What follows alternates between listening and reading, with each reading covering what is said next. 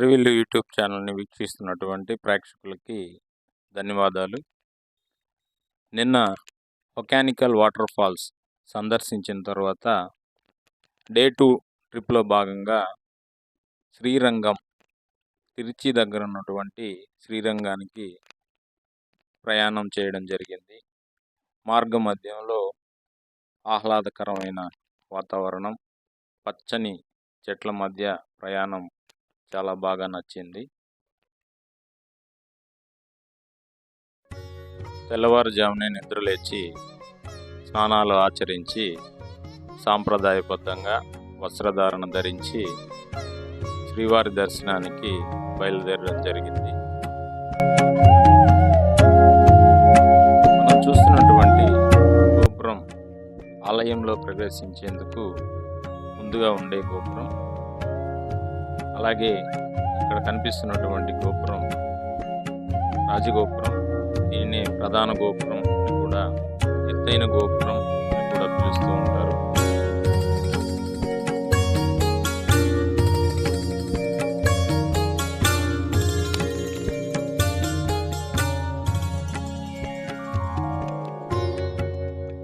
పాలకడలి నుంచి శ్రీ మహావిష్ణువు ఉద్భవించిన క్షేత్రమే శ్రీరంగం.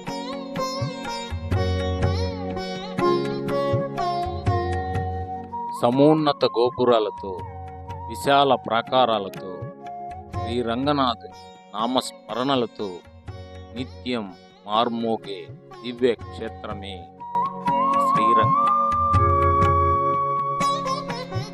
108 దివ్య వైష్ణవ ఆలయాలలో ప్రథమమైన ఆలయంగా శ్రీరంగ ఆలయం వెలుగొందుతూ శ్రీ రంగనాథుని నామస్మరణలతో నిత్యం మార్మోగే దివ్య క్షేత్రం శ్రీ వైష్ణవ వైభవానికి పట్టుకొమ్మల వెలుగొందుతూ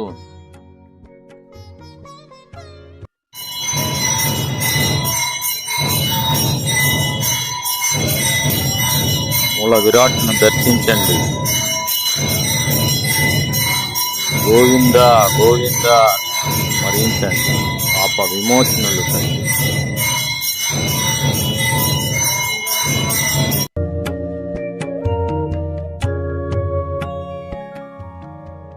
శ్రీరంగాన్ని పెరియ కోయిల్ అని కూడా అంటారు. అంటే ద్రవిడ భాషలో పెరియా అంటే పెద్దదైన, కోయిల్ అంటే గుడి, అతి పెద్దదైన గుడి అని దానికి అర్థం.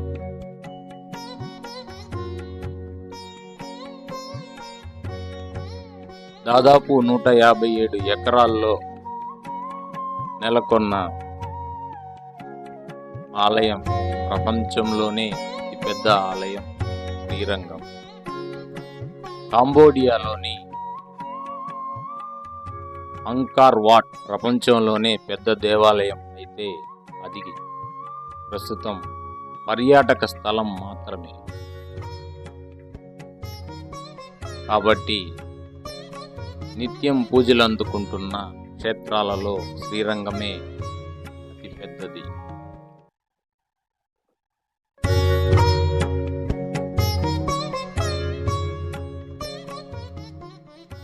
శ్రీ రంగనాథుని దర్శించినంతనే మనసు సాక్షాత్తు ఆ శేషసాయిని దర్శించుకున్న దివ్యానుభూతి కలుగుతుంది.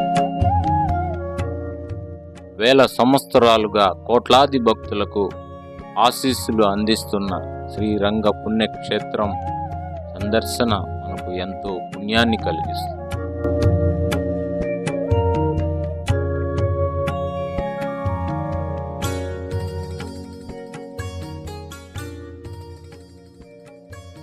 దేవాలయాలు మన సంస్కృతి సంప్రదాయాలు ప్రతిబింబాలు.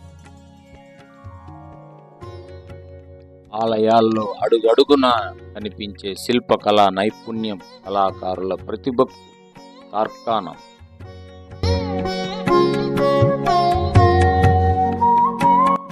పురాతన ఆలయాలకు ప్రసిద్ధి మన భారతదేశం. ముఖ్యంగా తమిళనాడులోని తిరుచిరాపల్లి, శ్రీరంగంలోని రంగనాథ స్వామి ఆలయం ప్రపంచంలోనే అతి పెద్ద హిందూ దేవాలయం. ద్రవిడ నిర్మాణ శైలిలో రూపుదిద్దుకున్న ఈ ఆలయంలో విష్ణువు యొక్క వివిధ రూపాలు భక్తులను కనువిందు చేస్తాయి. ఆలయంలో 21 గోపురాలు, 39 మండపాలు, 236 అడుగులు ఎత్తులో నిర్మించిన రాజగోపురం ఆలయ ప్రధాన గోపురంగా చెప్పబడింది.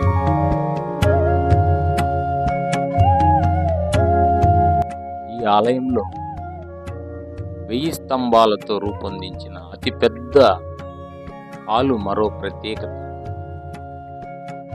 ఇక స్వామివారి విగ్రహం కూడా తేనె, కర్పూరం, గంధం, బెల్లం, కస్తూరి, తైలం ఉపయోగించి తయారు చేశారు. ఈ ఆలయం 10వ శతాబ్దానికి పూర్వమే నిర్మించబడినట్లు చరిత్రలో ఆధారాలు.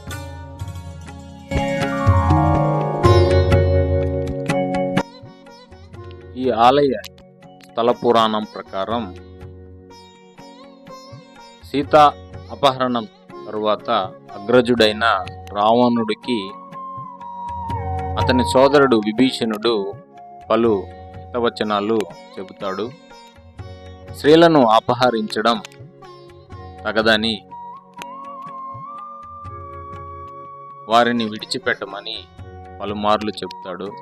అయితే రావణుడు ఈ మాటలను పెడచెవిన పెడతాడు.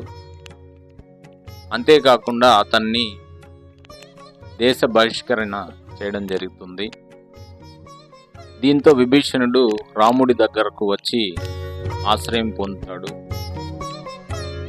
రావణ వధ అనంతరం విభీషణుడికి రాముడు తన భక్తికి మెచ్చి రంగనాథుడి విగ్రహాన్ని అతనికి ఇవ్వడం జరిగింది.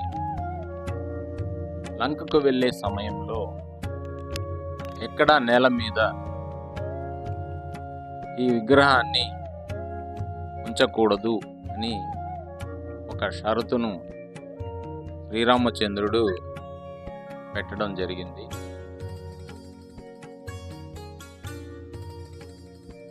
లంకకు వెళ్తున్న విభీషణుడు కావేరి దాని ఉపనది మధ్యలో ఉన్న ద్వీపంలో కాసేపు విశ్రయించేందుకు భూమిపై విగ్రహాన్ని ఉంచుతాడు. అనంతరం తిరిగి వెళ్ళే సమయంలో విగ్రహాన్ని తీసుకెళ్లేందుకు ప్రయత్నిస్తుండగా విగ్రహం ఎంతకీ రాదు. ఆ ప్రదేశాన్ని పాలిస్తున్న ధర్మచోళుడు విభీషణుణ్ణి ఓదార్చి స్వామివారు కూడా ఇక్కడే ఉండేందుకు ఇష్టపడ్డారు కాబట్టే స్వామివారు ఇక్కడ వెలసారు అని నచ్చజెప్పి విభీషణుణ్ణి లంకకు వెళ్ళమని చెప్పడం జరిగింది. విభీషణుడు ఎంతకీ మనసు మార్చుకోక ఇక్కడే కొంతకాలం ఉండి స్వామివారిని పూజించుకోవడం జరిగింది.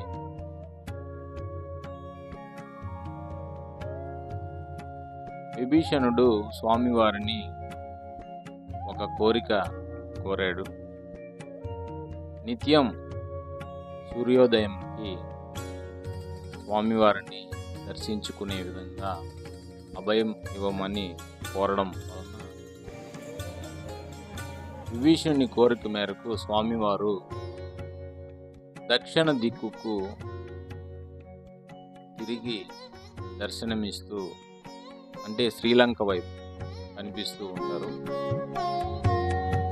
ప్రధాన ఆలయంలో స్వామివారు శయనమూర్తిగా ఉంటారు.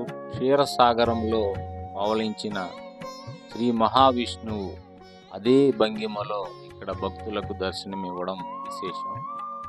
మహావిష్ణువు నాభి నుంచి పద్మంలో జన్మించిన బ్రహ్మ ఇక్కడ కనపడరు. దీని అర్థం సూర్యోదయానికి ముందే బ్రహ్మదేవుడే స్వామివారికి పూజిస్తారని క్షేత్ర గాథ వెల్లడిస్తుంది. విశిష్ట అద్వైత సిద్ధాంతకర్త అయిన శ్రీ రామానుజాచార్యులు శ్రీరంగంలోనే అనేక సంవత్సరాలు ఉండి స్వామి సేవలో పాల్గొన్నారు. ఈ ఆలయంలో భాష్యకారులకు ప్రత్యేకమైన మందిరం కూడా ఉంది.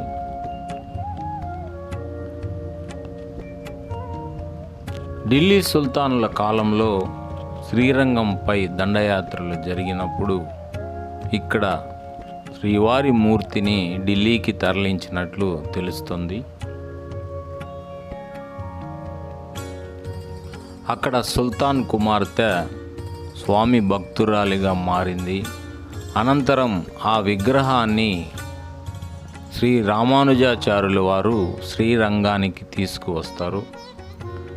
సుల్తాన్ కుమార్తె తన విశేష భక్తితో స్వామివారిలో ఐక్యమైంది. ఇప్పటికీ ఆ ఘటనకు ప్రతీకగా పౌర్ణమి, ఏకాదశి సమయాలలో స్వామివారికి లుంగి ధరించడంతో పాటు నివేదనగా రోటీని సమర్పిస్తారు. శ్రీ రంగనాథుని ఆలయంలో మొత్తం 7 ప్రాకారాలు, 21 గోపురాలు ఉన్నాయి. ఒక్కో ప్రాకారంలో పలు ఆలయాలు నెలకొని ఉన్నాయి. శ్రీ రంగనాథునికి ఏడాదిలో 3 బ్రహ్మోత్సవాలు నిర్వహిస్తారు.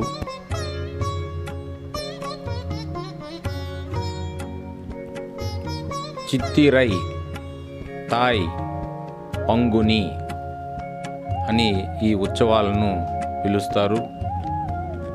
ఏప్రిల్, మే, జనవరి, ఫిబ్రవరి, మార్చి, ఏప్రిల్ మాసాలలో ఉత్సవాలు జరుగుతాయి. మహావిష్ణువు అనుంగు భక్తుడు గరుడాల్వార్కు ప్రత్యేకమైన మందిరం మనం ఇక్కడ చూడవచ్చు. సాగర మదనం నుంచి ఉద్భవించిన దేవత వైద్యుడు ధన్వంతరికి కూడా ఇక్కడ ఒక మందిరం ఉండడం విశేషం. మాతృమూర్తి రంగనాయకి తాయార్తో పాటు శ్రీదేవి, భూదేవిలు కూడా ఆలయంలో భక్తులకు ఆశీర్వదిస్తూ ఉంటారు.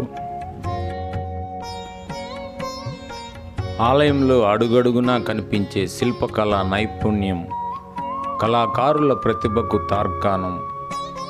మన భారతదేశ సంస్కృతి సంప్రదాయాలకు ఈ గోపురాలపై ఉన్న శిల్పకళ సంపద రాబోయే తరాల వారికి అందించే గొప్ప సంస్కృతి సంప్రదాయాలకు నిలయాలు.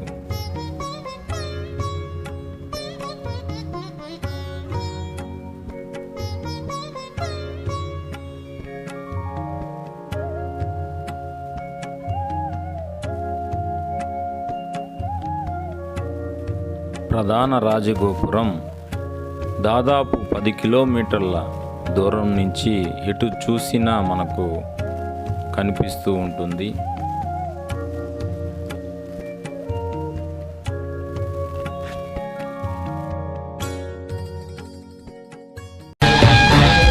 అనంతరం పంచభూత లింగాలలో ఒకటైనటువంటి జలలింగాన్ని దర్శించేందుకు బయలుదేరడం జరిగింది.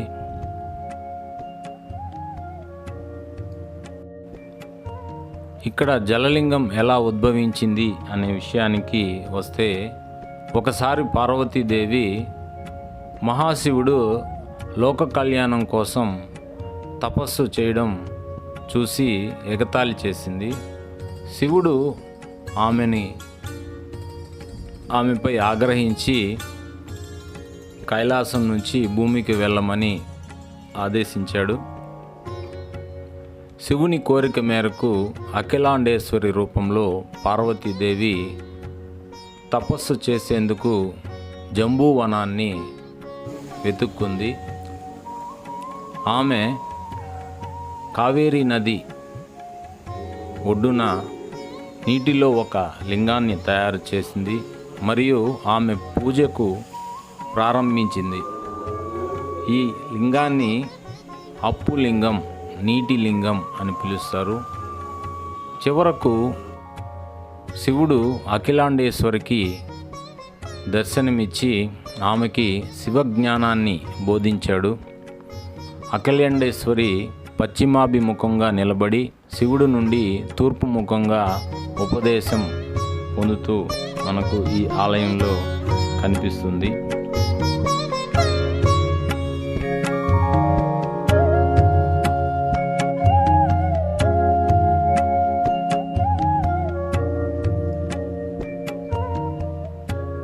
ఈ ఆలయంలో ఒక విశేషం ఉంది.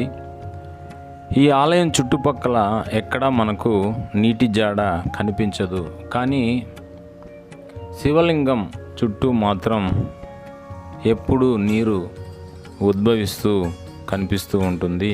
ఇక్కడ విశేషత చాలా భక్తులకి కనువిందుగా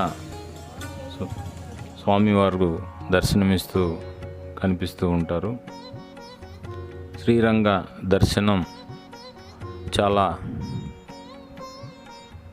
మనస్సుకి ఆనందంగా అనిపించింది. మహావిష్ణువు మరియు దేవదేవుని దివ్యక్షేత్రాల కలయికే శ్రీరంగం. ప్రతి ఒక్క భక్తులు ఆలయాలను దర్శించి వారి జన్మ ధన్యం చేసుకోవాల్సింది.